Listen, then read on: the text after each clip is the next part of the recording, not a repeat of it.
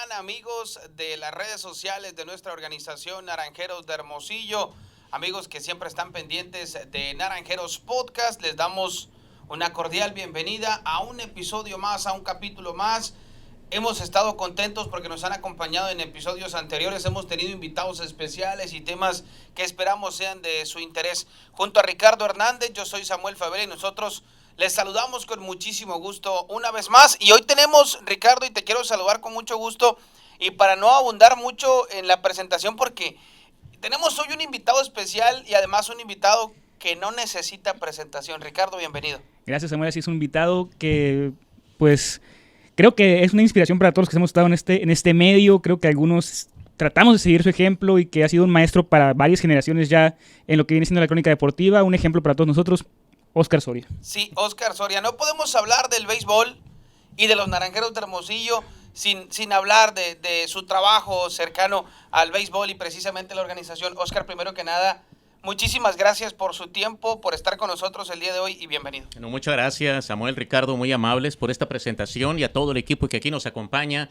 en Naranjeros. Pues un placer y listos para platicar obviamente de béisbol de los Naranjeros. Justamente esa parte es la que nosotros en este espacio queremos mantener cercana con el auditorio, con la afición naranjera, en esta época del año en donde posiblemente va a surgir entre más de uno el comentario, falta mucho para octubre todavía, falta mucho para septiembre, sí, pero queremos estar en constante comunicación y hoy quisimos que nos regalara un poco de su tiempo para platicar de lo que ha sido este andar en la crónica deportiva, pero sobre todo en la crónica de béisbol y en el tema muy específico con nuestra organización. Y si le parece, Óscar, si es tan amable, nos platique un poquito. Todos tenemos un inicio, todos tenemos un ¿por qué me gusta el béisbol? ¿Cómo tuve mi primer contacto con el béisbol? Muy probablemente el aficionado querrá saber cómo llega Óscar Soria al béisbol. Bueno, en mi caso, yo creo que tarde, comparado a la edad promedio a la que uno se adentra, y sobre todo en Hermosillo, al béisbol. Quizás también porque no radiqué ya por completo, sino hasta que tenía ya 7, 8 años aquí en Hermosillo. Mi familia trasladándose, yo nací en Tijuana, Hermosillo, luego Empalme, luego Guaymas, hasta llegar ya para quedarnos en Hermosillo. Por ahí de cuando tenía yo 7 años, por lo que yo diría que como a los 8 años me empezó a gustar de lleno el béisbol. Incluso recuerdo haber visto un partido en televisión un sábado de los encuentros del único que transmitían en aquel entonces en la televisión, en Hermosillo, estar viendo un juego Dodgers y Rojos, me acuerdo muy bien. Y créeme que no le puse mucha atención, pero recuerdo muy bien que estaba en la televisión.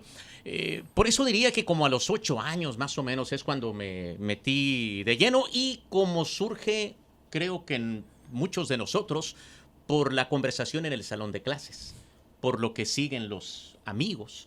Y era la conversación que dominaba en aquel entonces. Todo el mundo era o Reggie Jackson, o Pete Rose, o Héctor Espino, Mario Mendoza. Entonces, por aquel entonces es cuando me empecé a meter de lleno. Pero insisto, creo que comparado con la edad promedio, algo tarde, como hasta los 8 años de edad. ¿Cuál es su primer recuerdo ya yendo al estadio a ver aquí béisbol aquí de los Naranjeros? El primer recuerdo debe ser por ahí más o menos del 78, 79 en el Héctor Espino.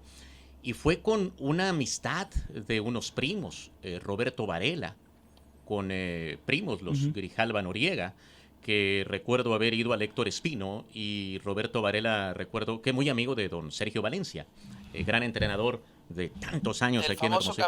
El famoso campeón. El famoso campeón. Roberto Varela tuvo una amistad de muchos años con Sergio.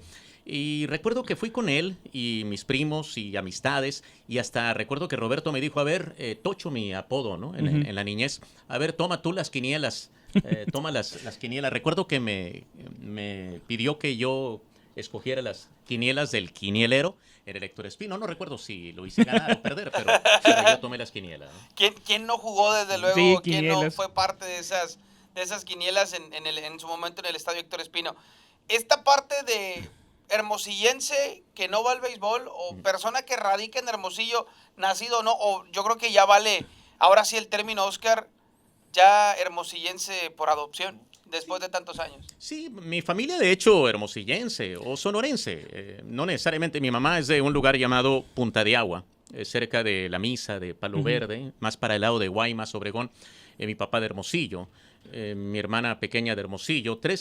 Los mayores nacimos en Tijuana, pero pues radicando aquí desde aquel entonces, ya casi 5 décadas. Circunstancias de la vida hicieron que naciera allá. Sí, por el trabajo de mi señor padre, que también ligado a los Sí. medios de comunicación, locutor.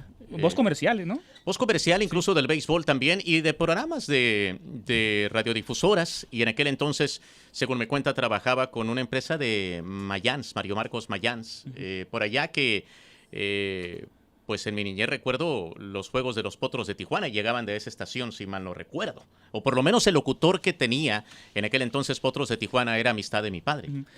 Sabemos que pues, la decisión del gusto por el deporte lo tomó desde la niñez, pero usted estudió una carrera totalmente diferente de lo que viene siendo comunicación o algo enfocado al periodismo deportivo, ¿no? Sí, de esas indecisiones a lo mejor de la juventud, de tantas que hay. Incluso en el último año de preparatoria estaba en sistema Covach y eran 13 áreas. Era el económico-administrativo, ciencias sociales y físico-matemático.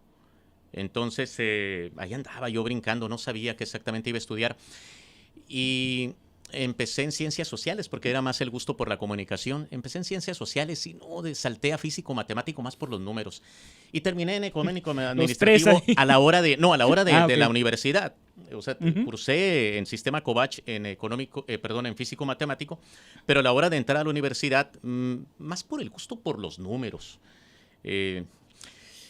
Mira que me gusta mucho ya hoy en día, creo que en todo caso me gustaría cursar la carrera, ahora sí por ese gusto por todas las materias que se imparten en esa carrera, pero en aquel entonces no era tanto ese gusto de ella fotografía, voy a tomar tantos semestres de fotografía y cosas así que no eran así de mi afición, en cambio en la contabilidad sí.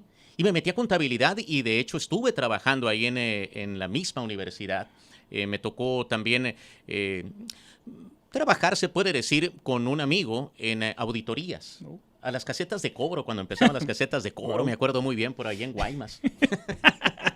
De las cosas curiosas, Oscar. Sí, porque incluso yo creo que la de Guaymas fue la primera aquí en Sonora. Y luego me acuerdo que me tocó ir allá a Estación Don.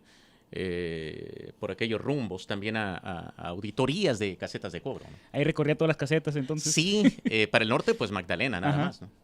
Y después de esa parte de decir el tema profesional no directamente ligado a la comunicación, ¿cómo se da ese momento en el que llega a la comunicación deportiva? Bueno, el gusto era siempre, desde que me metí al béisbol el 78, 79, los 8, 9 años de edad, me gustaba mucho escuchar las transmisiones de radio en aquel entonces y también de televisión, pero más de radio, porque en radio era todos los juegos, por televisión eran muy pocos partidos los que se transmitían.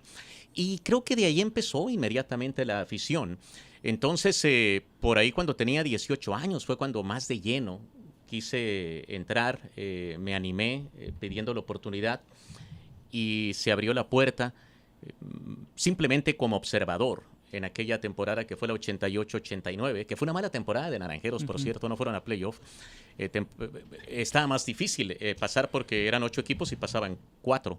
El caso es que en ese 88-89 se dio la oportunidad, tocando puertas, se abrieron las puertas y pues ahí empezó, así empezó. Nada más en aquel entonces me tocaba ir a la temporada. Se acababa la temporada y yo ya no me paraba ni en Telemax ni en el estadio, obviamente. ¿Cómo fue ese acercamiento y llegar con una leyenda en aquel momento de la crónica deportiva de televisión como don Carlos Andrés Vázquez Castro y pedir esa oportunidad? Sí, bueno, yo tuve esa fortuna de la... digamos, la labor también de mi señor padre, las conexiones, el hecho de estar metido dentro de los medios de comunicación donde por lo menos que se abriera la puerta. Ya lo demás iba a estar en uno, pero tener esa oportunidad de que se abriera la puerta. Entonces, mi padre, con la amistad con don Carlos Andrés Vázquez Castro, con Mr. Curbón Diámetro, fue como, sí, me acuerdo muy bien que me dijo que me reportara el día inaugural, ahí a la cabina, y que ahí me iban a decir exactamente cómo iba a estar mi transitar, cómo iba a estar el inicio. De inaugural, recuerdo, Mexicali Hermosillo, ¿Y por qué sería? Ah, es que no estuvo Tijuana en esa campaña. No jugó Tijuana en esa temporada. Entonces la inauguración fue contra Mexicali. Recuerdo muy bien que llegué a la cabina con un calor bueno y con el típico día inaugural, con tantas cosas sueltas y demás. Recuerdo que me dijo don Carlos, hoy no va a ser. Vete mejor a las gradas y repórtate en el siguiente partido, porque andamos en muchas vueltas. Pues un poquito como con decepción, ¿verdad? Que ya quería quedarme en la cabina, pero sí, me fui a las gradas y ahí me dispuse a ver aquel juego Mexicali contra Hermosillo, ¿no? Y usted no inició narrando, lo mandaron primero a estar cubriendo terreno, ¿verdad? Sí, de hecho en ese 88-89 en cabina y simplemente observador. Y no tenían en esa temporada a nivel terreno de juego.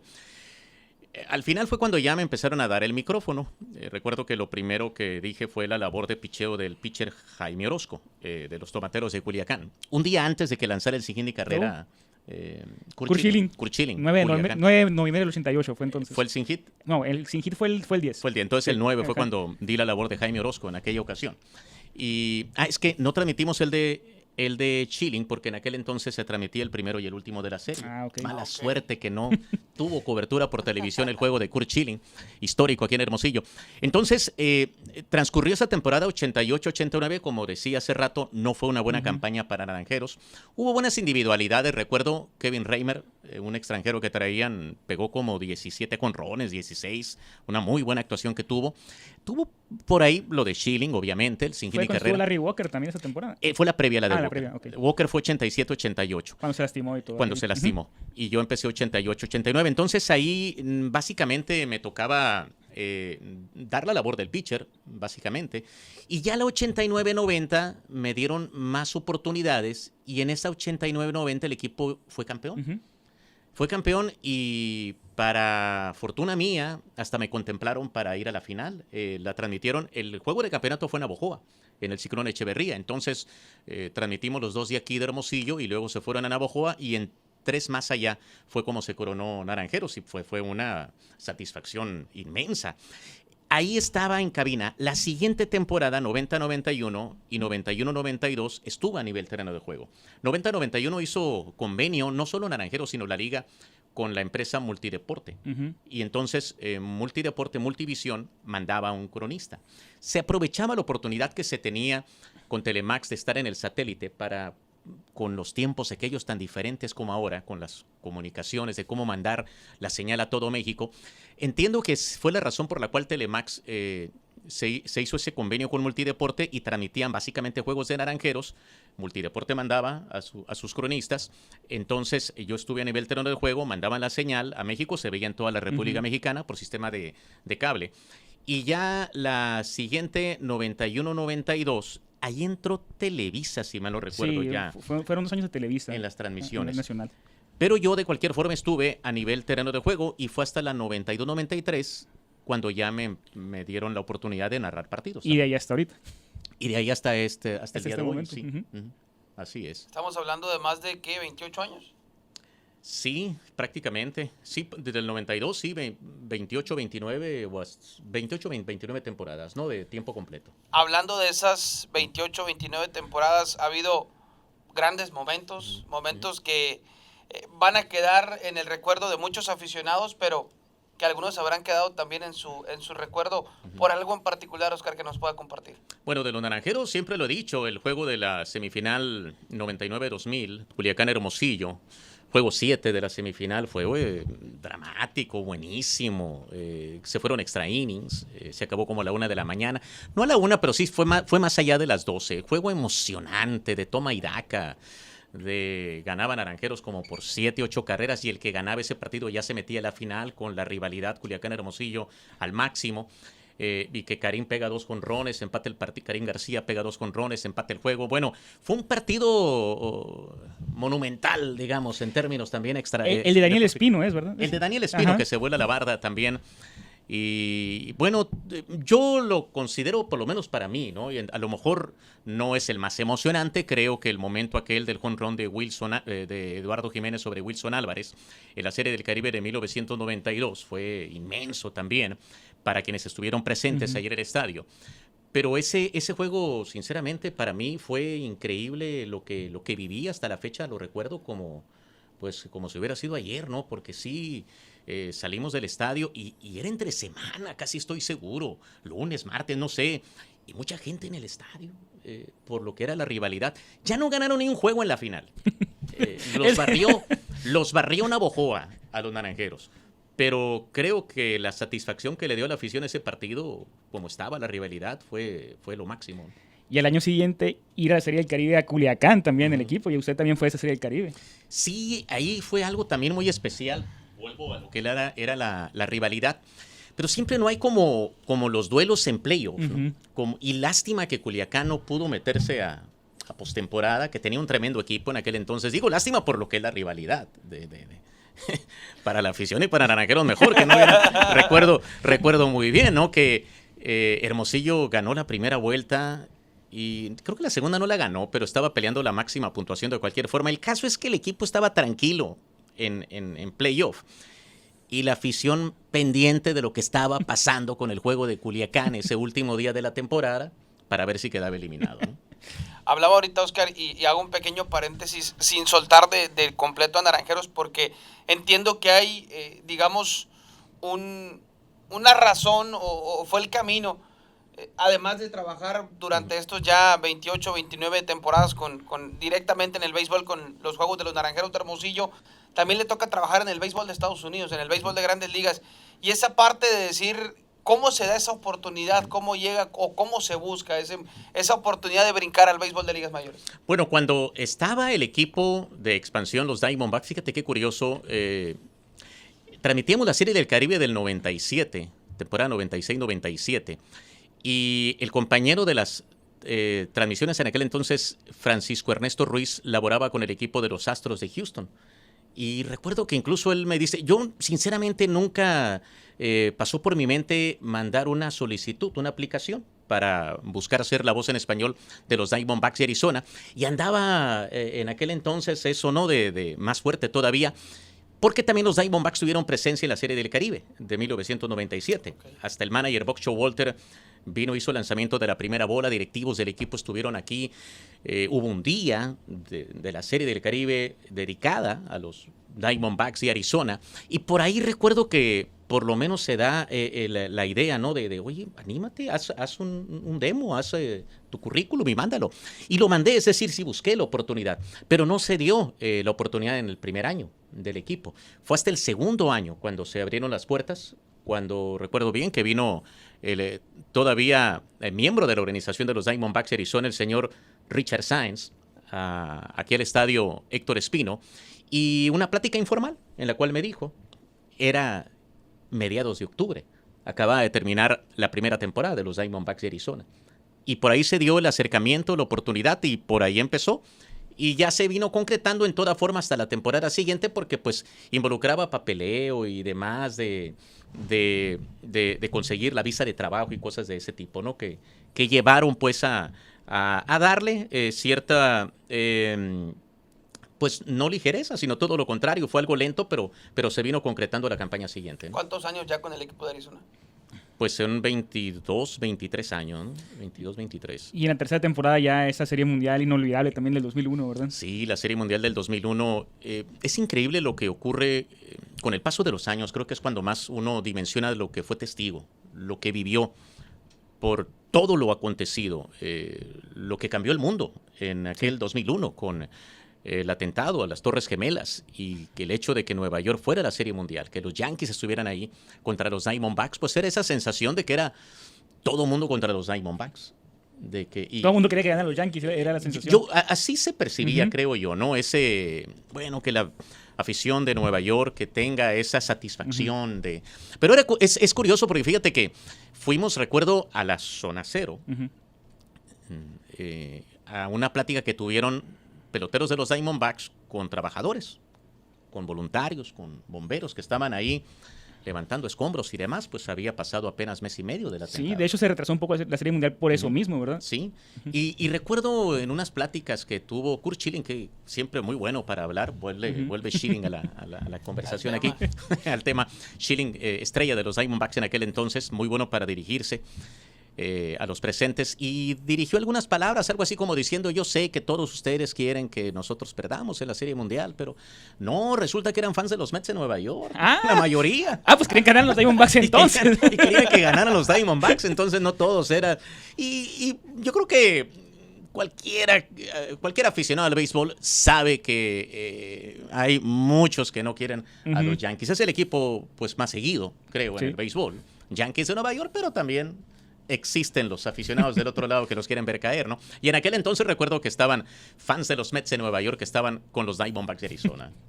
Esta parte, Oscar, regresando al tema Naranjeros de Hermosillo sin dejar al equipo de Arizona, ¿cómo es la vida o cómo es el año en términos de béisbol de Oscar Soria? Es decir, son yo creo menos los días de no tener béisbol, de no tener que necesariamente estar en una cabina de transmisión, pero debe ser, lo entiendo, sobre todo para el aficionado que disfruta el béisbol día con día, para el aficionado que quiere estar siempre pendiente del juego de pelota, debe ser también muy, muy interesante. Sí, algo demandante definitivamente, que se necesita mucha disciplina para tratar de pues hacer el trabajo lo mejor posible. Obviamente no todos los partidos pueden salir como uno quisiera, pero por lo menos que no estén tan alejados de como uno quisiera. Y lo que siempre he mencionado, pues no tenemos derecho a fallar. Si es por una enfermedad, sí. Si es por un día que de plano andaba uno muy ocupado, ni hablar, pero se supone que debemos estar ahí mientras no sea cuestión de enfermedad. Estar al máximo, bien preparados en cada partido, porque pues hay gente que nos está escuchando y está esperando que le demos un buen producto. Por lo mismo creo que sí tiene mucho que ver la disciplina, donde pues ese día a día, estar por lo menos mínimo checar la información de lo que está aconteciendo, que no te tomen fuera de base también.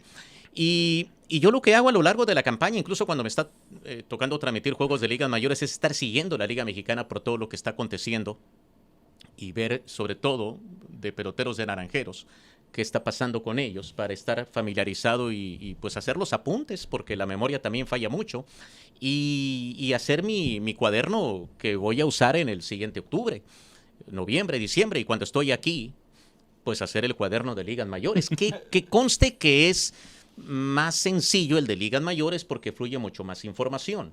Sí. Para pelota invernal no tanto, no ¿verdad? No es tanto. Uno tiene que meterse de lleno, reportear día a día, pero es parte de la magia también de esto. A mí me fascina también enterarme de anécdotas, historias de los peloteros y claro, encontrar la mejor manera de contarlas al aire, que de eso se trata también esto, ¿no? De escoger el momento. Hay unas que se me quedan, incluso no digo se me quedan de un partido para otro, no, de una temporada para otra. Ni modo, emplearé la temporada que entra.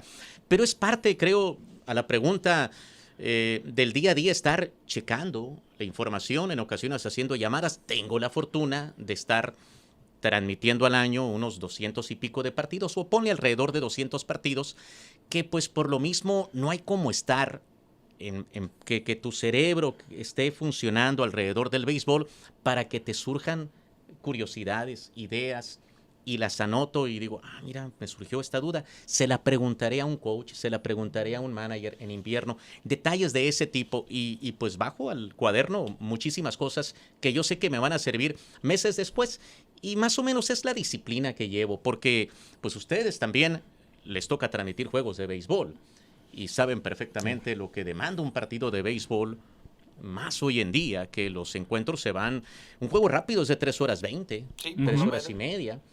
Entonces es estar al aire muchísimo tiempo y tratando de hacerlo lo más ameno posible y combinar por aquí, por allá, por lo que sí se ha convertido el béisbol creo yo, en una crónica más demandante. Sí tenemos mucho más recursos de los que se tenía anteriormente, que digamos por ahí compensa, ¿no? Por lo menos tenemos esa facilidad de los recursos de la actualidad que no los tenían antes, ¿no? Hablemos un poquito, Oscar, de esa parte del tema tecnología, lo que hay hoy en día y lo que había hace una buena cantidad de tiempo. Para ser claros, me refiero a, por ejemplo, el seguir la crónica de un juego de Grandes Ligas hoy está al alcance de cualquiera.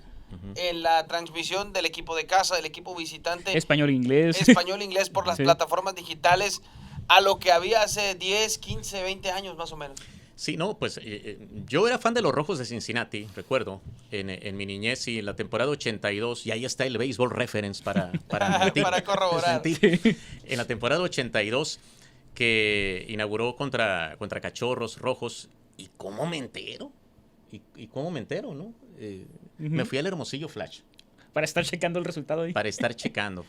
Y para mala suerte mía, Bomb Wheels pega doble remolcador de no sé cuántas carreras, y Cachorros le gana a Rojos de Cincinnati 3-2 o 4-3, algo por el estilo. No, es muy distinto. Como decía hace rato en el programa, al inicio, de los juegos que se transmitían en aquel entonces, como decía yo viendo el juego Rojos contra Dodgers en el 78 más o menos, era nada más uno a la semana, un solo partido a la semana. Recuerdo un sábado pasaron Cardenales Rojos, que gana Rojos, y el lunes siguiente en la escuela yo luciéndome, ¿no? ¿Vieron el juego del sábado? Que Rojos le ganó a Cardenales, porque era lo único que veíamos. Y pensar que había muchísimos partidos a la semana, pero nada más teníamos la oportunidad de ver uno y escucharlos por radio. Eso sí, me tocó en mi niñez que se transmitieran por radio en Hermosillo juegos, todos los de los Dodgers de Los Ángeles y todos los de los Padres de San Diego, y por ahí llegaron a transmitir también partidos los Atléticos de Oakland. Esa era la magia que tenía la radio entonces, que era que estaba más cercano para toda la afición, ¿verdad? Incluso de Houston, fíjate, ¿Sí? también se llegaron a transmitir ya un poquito más, ya más grande, ya en mi juventud. Recuerdo que se transmitieron juegos de los Astros de Houston también aquí en Hermosillo. Era definitivamente la manera como más seguíamos el juego en aquel entonces. Y me acuerdo yo también que en algún momento llegaron los Diamondbacks a transmitir casi todos los juegos aquí en Hermosillo, ¿verdad? También llegaron a transmitir. Sí. Exacto. Ahora nada más en domingo se transmiten. Pero sí, ese es parte también. Es lo bonito también, yo creo, lo que buscan los equipos de ligas mayores, el tener presencia en América Latina. La parte está, Oscar, de trabajar en invierno, televisión, en verano, radio, debe de ser, además de lo que comentaba hace un momento, demandante, debe ser hasta cierto punto complicado tener que cambiar el chip al momento de que acaba una temporada y empieza la otra. Sí, fíjate, eso es en términos de la narración en sí, ¿verdad? Del estilo de radio, televisión. Y hay otro incluso todavía que trato de educarme de la mejor manera posible para no fallar en eso, que es el lenguaje. Sí. Que es el lenguaje, porque no debe ser así, ¿no? Pero la audiencia más relax, digamos, en el lenguaje por allá en Phoenix al menos, más el Spanglish, si tú quieres, ¿no? Sí. En ese sentido de que no tienes que decir la palabra correctamente, pero trata uno de hacerlo correctamente. Porque luego cuando viene uno para acá, ahí sí, no te puede fallar una palabra mal mencionada, ¿verdad? Incluso la pronunciación de algunos nombres en Estados Unidos que se lo pueden tomar como que no está bien pronunciado, ¿verdad? No hay problema, Sí, ¿no? Y fíjate que, Ricardo, en eso de la pronunciación de los nombres, todavía está más relajado, yo creo, ¿no? Todavía, incluso había un pelotero en Hermosillo, Dave Holland, que recuerdo que a lo largo de la temporada lo pronunciaron de 3 formas diferentes, ¿no? Los cronistas de aquella época, Van Hollen, Van Oglen, Bonoglen, bueno, de todos, y a mí me ha pasado también. Digo, nos pasó con Denis Serfat en su momento también aquí, que todo el mundo lo pronunciamos de diferente forma. Sí, fíjate, la pronunciación diría que es lo que menos me preocupa, sino lo otro más que todo, ¿no? Y cuando empieza la temporada, incluso en ocasiones ahí estoy, que no vaya a decir una palabra muy mal dicha, ¿no? No sé, como decido por el participio que tanto en ocasiones nos meten problemas, ¿verdad? Ese tipo de detalles, en todo caso, retos al inicio de la campaña, ya para la segunda, tercera serie como que ya es más va agarrando confianza, sí, ya. Y no debería de ser así porque es español y español, pero te digo, quizás es más relax y debería de uno ser uniforme. Totalmente. Esta etapa en donde dejar el estadio Héctor Espino, hablando en términos del trabajo que era realizado en el estadio Héctor Espino, en la antigua casa de los Naranjeros de Hermosillo, y ahora el estadio Sonora, vemos el relevo generacional en el tema aficionados, que también cambia bastante, y por ende cambia también el auditorio. También cambia el aficionado, no solo el que viene al parque de pelotas, sino el que está en casa. Es decir, aquel que tenía tal vez una poca interacción con la transmisión, como el que hoy día con cualquier dispositivo electrónico lo puede hacer con solamente aplastar un botón. Sí, es increíble también eso, cómo ha cambiado, cómo el paso del estadio Héctor Espino al Estadio Sonora lo tomó al equipo Naranjeros en eso justamente, ¿no? En las redes sociales, en cómo cambió también el aficionado. Es entretenido. Yo ya no pudiera decir que lo vivo tan de cerca, digo, a nivel tribunas, el estar viendo las tribunas. Yo más que todo la pantalla gigante es lo que veo y me divierto también. De alguna manera sacan sus ocurrencias los aficionados. Es increíble las ocurrencias, el ingenio que tiene el aficionado, la manera como que se divierte. Entiendo perfectamente que es el trabajo del equipo, que es el trabajo de animación, que tratar de convertir en el estadio en eso, en una diversión. Pero justamente, fíjate, cuando yo salía en ocasiones del estadio Héctor Espino, bajaba la rampa, ¿no?, del estadio Héctor Espino, y el equipo sufría una derrota dolorosa. Parecía que yo tenía la culpa, ¿no? Sentía, ¿no? O sea, como que yo era el manager o el directivo, ve y dile, ¿y por qué hicieron esto y por qué el otro? Esa manera como la afición le dolía las derrotas. No digo que ahora no le duelan, Hay aficionados que le duele cada derrota, pero como que se dijera de una mejor manera, no sé si sea también que vienen y pasan un buen momento, que es una afición más relajada, no sé. Sí hay aficionados que le duelen y mucho y exigen en cada partido, pero me parece que incluso, eso lo he visto, ustedes lo han visto, pierden un juego dolorosísimo y está la fiesta, digo en estas últimas campañas, no, pero antes de la pandemia, cómo estaba la fiesta en las afueras del estadio, ¿no? Toca un punto al que apenas iba a llegar, pero nos adelantamos un poco. Béisbol en tiempos de pandemia, tanto en el béisbol de Estados Unidos como en Liga Mexicana del Pacífico, le tocó vivirlo. Para que nos ponga en ejemplo, si no estoy en lo incorrecto, el andar día a día en el béisbol de ligas mayores con el equipo de Arizona era estar viajando a las diferentes plazas y de un día para otro ir a trabajar solo desde una cabina, y el tema venir a invierno y venir a trabajar en un estadio vacío, de las cosas raras que tuvo también, o por llamarlas de alguna manera, a las que hubo que adaptarse. Sí, en lo personal no fue tan drástico el cambio, porque ya ven que me ha tocado transmitir juegos desde estudio. Sí. En Telemax nos tocó por varias campañas, mientras el equipo viajaba, recibir la señal y transmitirla desde el estudio, pasar de esa manera los encuentros. Diría que no fue tan difícil por lo mismo, porque ya estaba con cierta costumbre, porque ya estaba familiarizado y porque nos dieron todas las facilidades del mundo, diferentes tomas, teníamos varias tomas, el campo total para ver las formaciones defensivas que tan importantes son para seguir hoy en día. Entonces fue extraño en eso de no tener aficionados cuando el equipo estaba jugando en casa. Ahí fue el gran reto, y más lo que viví en Hermosillo con lo que decía hace rato, las ocurrencias, la gente, la imaginación que tiene, cómo creo que convierte el espectáculo. El mismo aficionado convierte el espectáculo de la Liga Mexicana del Pacífico en uno de mayor calidad desde mi punto de vista. La afición tiene su crédito también en divertir a los demás aficionados, porque son muy ocurrentes, son buenísimos, la verdad. El ingenio es fabuloso.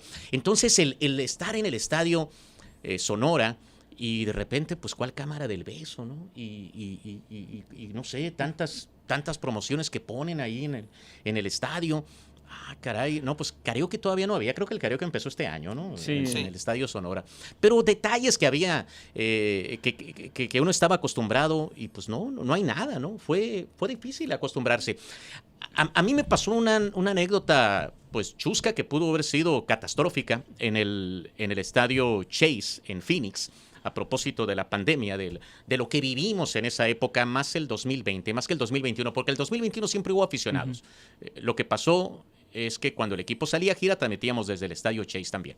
Pero en el 2020, cuando no había aficionados en ningún estadio, jugaban partidos interescuadras en el Chase, los que se quedaban en el campo alterno de entrenamiento, que tenían su roster de hasta 28, 29 peloteros, pero ya ven que se quedaban peloteros entrenando en el estadio. Entonces jugaban partidos en el Chase. Nunca coincidió que estuvieran jugando un partido en el Chase y yo transmitiendo un encuentro en vivo, ¿no? Pero sí pasó muchas veces que estuvieran aquí jugando un partido en el Chase mientras yo esperaba la transmisión del encuentro. Iban a jugar, no recuerdo ni dónde. Pero el caso es que no seguí la acción del campo de juego y vino un foul a la cabina. Y yo estaba en la plática con mi compañero de transmisión, Rodrigo López. Yo estaba en plena plática y me impacta una pelota en la pierna, pero un poquito más para acá y pues me pega en la cabeza, ¿no? Estuvo medio... De peligro. Sí, la verdad que... Y yo tanto que lo he estado consciente de eso, no perder de vista la pelota, pero pues se me fue que estaba el partido aquí de interescuadras, de Diamondbacks contra Diamondbacks, pues, mientras el equipo estaba en gira y por poco y me llevo un pelotazo, que pues si es en el brazo, en la pierna, no hay problema, pero sí estuvo cerca de ser en la cabeza, ¿no? De las anécdotas o de los momentos que, digo, quedan para mucho tiempo. Se preguntará el aficionado porque nos han tenido o hemos tenido la oportunidad de que nos hagan esa pregunta, el hecho de estar prácticamente en todos los juegos aquí día con día, caen los pelotazos, cuántos cristales no han quedado en el camino precisamente en esos momentos y cuántas anécdotas habrá alrededor del béisbol. Y es un tema en el que tal vez el aficionado no lo conoce tanto, la oportunidad que tiene la persona que trabaja en la comunicación deportiva o en la transmisión de un juego de pelota de llegar 2-3 horas antes de que el partido arranca, ir tal vez por alguna entrevista, por alguna pregunta, saludar a tal o cual pelotero y que al final uno, quiera o no, termina por, si no hacer una amistad, tener una buena relación con los peloteros. De esos peloteros que no falta el bromista, de esos que no falta el que no solamente bromea con palabras, sino que te hace bromas, que te esconde la grabadora, que te esconde el micrófono, que te quita el tripié. De las anécdotas que nos pueda compartir. Pues el número uno tiene que ser el Borrego Sandoval. El Borrego muy bromista, muy crítico, mi buen amigo, el Borrego Sandoval, siempre con su comentario atinado, con jiribillas, si tú quieres, con truco, del buen Borrego, como incluso cuando le retiraron el número, no sé si recuerden, el Borrego es re bueno para ese tipo de mensajes, cuando dijo algo así como que se tardaron en retirarme el número, ya se estaban tardando, algo así. El Borrego lo recuerdo con mucho afecto, el Borrego, una gran amistad. Y sí, el Borrego más que todo en la broma, en el comentario de ese tipo que pues te despertaba si es que andabas medio abajo, ¿no? Ya estoy listo para la transmisión con el Borrego. Fíjate que en Grandes Ligas me pasó algo muy curioso, más que... Bueno, amistad a fin de cuentas sí, ¿verdad? Pero en lo profesional. Miguel Batista, el dominicano, el pitcher, el poeta Miguel Batista, porque ocurrió algo, verás qué curioso. Él no solo escribió poesía, sino también libros, escribió un thriller. Si mal no recuerdo, se llama Ante los ojos de la ley. Y me obsequió el libro, buenísimo, y lo leí. Imagínate esa fortuna de estar leyendo un libro y que tengas al autor al alcance. Ya no decir para que te surge una duda con un pelotero de una jugada y que quieras preguntarle al día siguiente para llevarlo a la transmisión, sino estar leyendo un libro y que tengas al autor al alcance. Y tres dudas le preguntaba. Sí, 2, 3 ocasiones. Oye, Miguel, en esta parte. Y me sacaba de la duda y me decía, uy, estás por llegar a una parte muy buena. Aquí te voy a tener mañana. Eso me pasó con Miguel Batista por el libro. No sé cuántos ha escrito, pero ese estuvo buenísimo, ese thriller Ante los ojos de la ley. Curioso eso que hacen algunos peloteros, el caso ese de Miguel Batista, el caso de otros que cantan, como el Cañón es una que también imagino que también le regaló su CD en su momento, ¿verdad? Sí, también el Cañón. Aunque creo que ya estaba retirado. Ay, venía con Cañeros. No estoy seguro, a lo mejor venía con Cañeros. Que Cañón también siempre una persona muy agradable, con buenas experiencias que llegué a compartir con el Cañón, tanto en la Serie del Caribe del 95 como después ya en su paso por ligas mayores. Algunas conversaciones que surgieron años después de la final que le ganaron a Culiacán en el 94-95, que él acabó la temporada, él logró el out 27 con el Cañón Azuna, el Cañón cantando, ¿no? Sí. Hablando de, bueno, ya platicábamos hace un rato, Oscar, más de 20 años en el béisbol invernal, muchos años también trabajando con el equipo de Arizona o trabajando en el béisbol. Es inevitable que para el aficionado al béisbol, ver la figura o la persona de Oscar, el querer acercarse a saludarlo, el querer acercarse tal vez por la fotografía, tal vez por el autógrafo, ¿le ha sucedido? ¿Qué ha representado para su persona eso? Sí, mucha emoción. Creo que pues se merece todo el respeto del mundo y la atención, el aficionado. Fíjate, yo entiendo, a mí me gustaba eso. Yo como niño, joven, ir al estadio también era asomarme a la cabina de transmisión, pero bueno, era mi afición también por eso. pero habrá quienes tengan esa afición. Entonces, pues se trata al mismo tiempo de convertir esa experiencia para el aficionado en una, pues todavía mejor, tratando pues de contribuir de alguna manera. Yo estoy muy orgulloso de todo lo que hay en el Estadio Sonora, de todo lo que acontece, de todo ese gran trabajo que existe en el equipo Naranjeros de Hermosillo, porque creo que se le da una buena experiencia al aficionado. Y si puedo ser parte mínimamente de esa experiencia, que mejor. Raúl Alcántara, ya ves que lleva grupos de patrocinadores, de aficionados, a hacer tours por el estadio, y en más de una ocasión le he mencionado a Raúl por la timidez, en ocasiones la pena con la que me aborda. Oye, Oscar, ¿no te molesta si paso a los aficionados? Pues para nada, incluso en plena transmisión. Entendemos todos que estamos llevándole a la audiencia esa transmisión, que es nuestra labor principal, el llevar a la audiencia, pero hacemos el esfuerzo por combinarle pues un ratito en el encuentro, un minuto en el partido. Que se lleve el recuerdo. Que se lleve el aficionado ese recuerdo, porque sí, en niños puede marcar a lo mejor algo muy, muy positivo, el que salga todavía más contentos. Obviamente el producto principal, y eso lo entendemos perfectamente, es lo que hay en medio de las líneas, el campo de juego, los peloteros. Pero hay tantos detalles alrededor del estadio que se pueden convertir en algo, parte de esa buena experiencia que puede vivir un aficionado, y más los niños. Oscar, otro punto importante que te comentaba, Samuel, la diferencia que es actualmente de cómo se lleva el béisbol en muchas plataformas distintas. Hemos visto también con usted cómo ha estado ya en diferentes cadenas de televisión, incluso internacionales, transmitiendo juegos. Yo recuerdo muy bien cuando estuvo usted con ESPN, que también transmitió el Clásico Mundial, que fue en Arizona, curiosamente, en aquel memorable juego de México-Estados Unidos que se dio en esa ocasión en el 2006. También varias series del Caribe ya con distintas televisoras. ¿Qué representa para usted esto? ¿Qué ha significado para usted en su carrera? Sí, ese Clásico Mundial fue de los máximos acontecimientos para un servidor. El primero, sí. Aparte, fíjate, como dices, fue hasta ahí en el Chase, ahí en el estadio de casa. Y bueno, era estar en casa, era estar incluso en la cabina principal del estadio Chase. Fue una bonita experiencia. Sí, en ESPN diría la más demandante, utilizo otra vez esta palabra, en el aspecto de lo que exige la transmisión.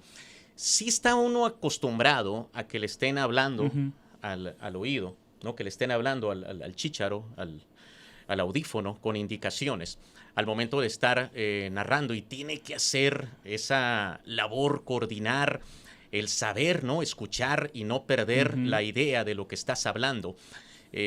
Pero en ESPN era impresionante la cantidad de indicaciones. Creo que es lo que más ha exigido en mi carrera hasta ahora. Incluso con los Diamondbacks nos toca transmitir juegos por televisión. Hay indicaciones, pero no se compara con todas las de ESPN. Vamos con, no sé, la Cámara del Diamante, vamos con el promo del fútbol argentino, vamos con el promo del fútbol europeo y ahora fútbol americano. De que uno tiene que, cuando el productor lo indica, leer el promo mientras sale al aire, el promocional. Había mucha promoción en los juegos esos. Me parece que es lo que más demanda. Fíjate, y aquí no necesariamente vamos ahora con la entrevista de fulanito de tal. No, era algo aparte, y se trata, pues, aterrizar la idea rápido de lo que estás hablando. Sin desenfocarte de lo que estás viendo en el juego también. O sea, era algo muy, por así decirlo, de estar muy concentrado. Fíjate, en la pasada campaña de la Liga Mexicana del Pacífico me tocó un señor que me puso en la cabina un niño. Un niño, ¿no? Y estaba yo en medio de un comentario. En medio de un comentario. Y no digo que sea bueno en esto, pero tampoco soy el peor. Pero esos son los retos, precisamente. Saludar al niño. Y seguir, ¿no?, con el comentario. Y tratar de no salirte de tu idea. Eso es más o menos lo de ESPN, que creo yo era lo que más me exigía. No son los únicos, pero sí los que más están con indicaciones. Y se trata de, pues, aterrizar la idea en ese momento, que en 10 segundos ve el promo, que en 5 segundos, y meterte de lleno al promo, ¿no? Que se vea lo mejor posible. Y hay mucha gente de otras partes de la República que lo conoció en ese momento usted y que siguen valorando su trabajo y que lo han seguido después de ese momento. ¿Sí le han comentado a usted eso? Pues me imagino, la verdad, porque sí fue, pues llegar, bueno, incluso hasta Miguel Montero, recuerdo el catcher de los Diamondbacks de Arizona, recuerdo que me llegó a mencionar, oye, ya te vi durante la temporada en mi tierra, en Venezuela. Sí, el alcance de ESPN, pues es enorme, incluso se veía en todo Estados Unidos por ESPN Deportes en aquel entonces, ¿no? Hablar, Oscar, de lo que ha sido el trabajo directamente en Naranjeros, en Liga Mexicana del Pacífico, pero ha habido ocasiones en las que acaba la campaña y se acabó temprano para Naranjeros en términos de se llegó a la primera o a la segunda ronda del playoff o tal vez hasta la final, pero no Serie del Caribe, y el tener la oportunidad de seguir trabajando o de seguir llevando la emoción del béisbol, del clásico caribeño, en este caso al aficionado, también debe ser muy especial. Sí, definitivamente. Creo que desde que empecé, pues era el máximo sueño. El irte toda la temporada, el tener la oportunidad de transmitir la Serie del Caribe. Sí me tocó algunas en los inicios, para radio me tocaron algunas de la década de los 90, pero por un periodo ya no me tocó trabajar en las Series del Caribe. Y pues en los últimos años me ha tocado, he tenido esa satisfacción de estar todavía de lleno. Y eso pues te obliga también a seguir de lleno, seguir cada partido. Porque creo que eso pasa incluso con los peloteros, ¿no? Te eliminan, te vas y a lo mejor ya pierdes el hilo, ya no te enteras tanto de lo que está pasando. Y de esa manera, como sabes que todavía te toca transmitir partidos, pues está uno metido de lleno porque lo necesita, porque es parte de la labor de uno, el ver los juegos, porque tiene una transmisión próximamente, ¿no? Ahora, la parte de seguir tal vez un juego, no sé si en alguna ocasión ha ocurrido con el equipo de Arizona o con Naranjeros, pero seguir un juego pero no estar en la cabina de transmisión debe ser raro. Sí, muy raro. Me ha tocado, porque en días libres que tengo allá, me toca trabajar de los 162 encuentros, 150. Entonces, de repente me escapo a un partido ahí en las tribunas. Sí, es un poquito raro, lo sé, pero lo disfruto. Donde no me ha tocado es en el Estadio Sonora. Okay. Algún día me va a tocar. Y será muy raro también. Sí, pero fíjate si que... Si lo vemos en la pantalla, después sabremos que está ambientado ya también. Yo sé que lo voy a disfrutar. No, si mi señora me dice, le voy a decir que me ponga la cámara del beso y la... Bueno. Hay alguien, sí, ya sin decir nombres, pero hay alguien que cercano a usted le gusta mucho la pantalla. Lo recordamos bastante bien. Mi niño, ¿cómo no? Lo recordamos bastante bien. Oscar, no podemos terminar este espacio, se nos está agotando el tiempo, pero no podemos terminarlo sin que nos comparta algo a lo personal. Lo recordé ahorita, hablábamos de juegos muy especiales, de momentos memorables, de cuestiones que, como lo decía ahorita, por ejemplo, al aficionado no se le va a olvidar la experiencia, independientemente que tal vez no fue el mejor partido, pero para él lo fue y se le va a quedar en la memoria por muchos años. Hemos escuchado tantas veces la frase de extra innings, el sueño dorado de los aficionados. Con usted hay un caso muy especial en el tema de un juego extra innings. Por ahí recuerdo haber escuchado probablemente para el aficionado sea el sueño dorado, pero para el que está trabajando ya se quiere ir. Y una vez yo escuché a alguien que una vez dijo, mi sueño es narrar un juego y quedarme hasta que me amanezca el sol otra vez. Eso era antes, ¿no? Ahorita ya no. Bueno, ya no nos va a suceder. Sí, fíjate que yo tenía ese deseo algún día. ¿Qué pasó? Que el partido... No, pues nunca se dio. Lo más cercano fue la Serie del Caribe aquí en el 2013, supongo yo. Sí, y fíjate que hubo otro acontecimiento que de hecho está en el libro de récords de la Liga Mexicana del Pacífico, aquel partido que tuvieron en Mexicali. Ah, sí. ¿Qué fue? Se acabó a las 2 o 3 de la mañana, creo. 2 o 3 de la mañana sería más o menos. Tiempo de aquí. Ajá. Tiempo de aquí. Sí, sí. Pero en esa época, yo creo que esta fue más tarde, Ricardo, pero ponle 3 de la mañana. Y en esa época en Telemax eran los juegos diferidos, hora y media. Entonces ya sabrás, ¿no? Que casi... No es que hubiéramos salido a las 4:30 de la mañana, no, se grababa y se pasaba diferido. Pero sí, cuando despedimos conscientes de que ya iban a ser como las 4:30, 5 de la mañana, casi... Empezar la programación que seguía ahorita ya. Quédense con Sandra Luz y Fano, ya vienen, creo que era, ¿no? Ya viene, quédense porque ya están aquí en el estudio. Cositas así. Ese es en todo caso lo más cercano que me ha tocado. Y claro, el de la Serie del Caribe, aquella en el Estadio Sonora, cuando la apertura del estadio, pues también inolvidable. Yo creo que todos los que estuvimos ahí recordamos perfectamente tantos detalles de aquel día, ¿no? Una pregunta que quisiera hacerle porque sé que aparte de béisbol, ha narrado muchos deportes, incluso en la guía de Diamondbacks, guía de medios de Diamondbacks, dice que hasta rodeo ha estado narrando, y yo sé que sí es cierto. ¿Qué deporte es el que más le ha gustado narrar, aparte de béisbol, y el que más le ha complicado, que dice, es algo muy raro esto que estoy narrando? Pues complicado el boxeo, fíjate. El boxeo es lo que más creo he batallado en todo caso. Me gustan muchos el básquetbol, me fascina por la rapidez también, la dinámica que hay en el juego. El fútbol soccer también. Me parece que he tenido la oportunidad de familiarizarme. ¿Te acuerdas que me tocó transmitir un juego de cimarrones? De cimarrones. Sí. Y la fortuna es que en el fútbol, pues hay mucho fútbol en la televisión. Y lo que decía hace rato de cuando me toca transmitir béisbol, pues el chiste es ver los juegos, previos incluso, para tener más información. Pues tenía la fortuna en aquel entonces de que se pasaban casi todos los juegos. Entonces, si iba a jugar, no sé, el equipo de Celaya o no, Tapachula. Tapachula estaba... Sí, estaba Tapachula. Estaba Tapachula, ¿verdad? Pues podía ver los juegos, los 3 partidos previos de ese equipo antes de enfrentar a Cimarrones. Entonces llegaba con una confianza al partido, que ya te conocía a todos los jugadores de aquel equipo y de Cimarrones, que no hay cómo llegar con confianza, creo yo, a una transmisión. Tener esa confianza de que dominas el tema, que es lo más importante, ¿no? En mi caso, en el béisbol, me da mucha confianza, no importa el circuito que me toque transmitir, sea amateur, sea profesional, aun cuando no conozca a los peloteros, pero en otros deportes ahí sí que necesito saber de lleno de los protagonistas, creo yo, para tener esa confianza, ¿no? Ha sido una charla, la hemos disfrutado nosotros, sí. y creo que las personas, los aficionados que nos hayan estado siguiendo a través de las diferentes plataformas lo han hecho también. No nos vamos a despedir, no nos vamos a ir de este episodio de Naranjeros Podcast sin antes volver a reiterar el agradecimiento, Oscar, por habernos acompañado el día de hoy. A nombre de todos los que trabajamos aquí en la organización, es de verdad un gusto el haber crecido siguiendo. Yo creo que quien no siguió un juego de Naranjeros de Hermosillo, probablemente quien no se desveló en esos juegos diferidos, escuchando la crónica, hoy en día no se puede decir un aficionado de nuestro equipo Naranjeros de Hermosillo. Muchos años, decíamos, más de 20, tanto en la Liga Mexicana del Pacífico como también en el béisbol de Estados Unidos. ¿Qué le falta a Oscar Soria en el béisbol? No, pues no puedo pedir más. La verdad que muy agradecido por todo esto, con salud, bendito Dios, que hemos estado en estas campañas, que es parte también, yo creo, de el agradecimiento, el tener la oportunidad de cumplir un sueño, el estar en una cabina de transmisión y pues estar saludable para transmitir en cada campaña.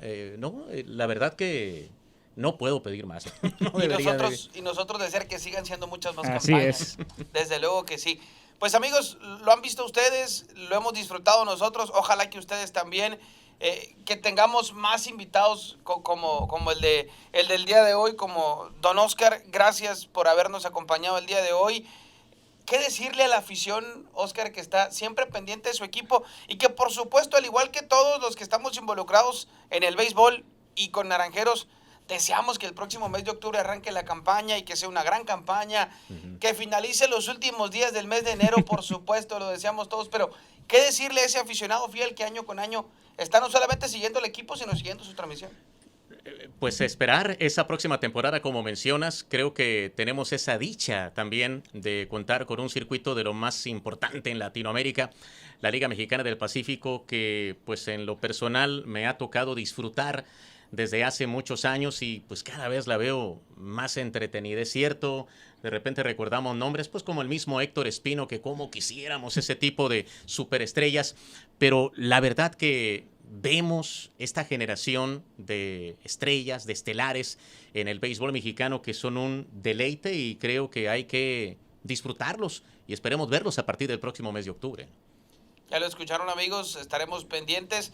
Mientras ese receso de temporada ocurre, mientras estos días de espera continúan. Nosotros pues, esperamos volver a coincidir con ustedes aquí en este espacio de Naranjeros Podcast. Les recordamos no dejar de estar al pendiente de las diferentes vías de comunicación que tiene nuestra organización Naranjeros de Hermosillo, las redes sociales, el canal de YouTube, Naranjeros Radio y todos los espacios que tiene nuestro club para estar siempre cercanos a la afición. Ricardo, nos vamos. Nos vamos, Samuel. Un placer haber estado en esta ocasión con Oscar Soria y los esperamos en la próxima edición con otro invitado más también que tendremos aquí. Efectivamente, así será. Ojalá que les resulte de su agrado. A todos, muchísimas gracias. Pásela muy bien. Hasta la próxima.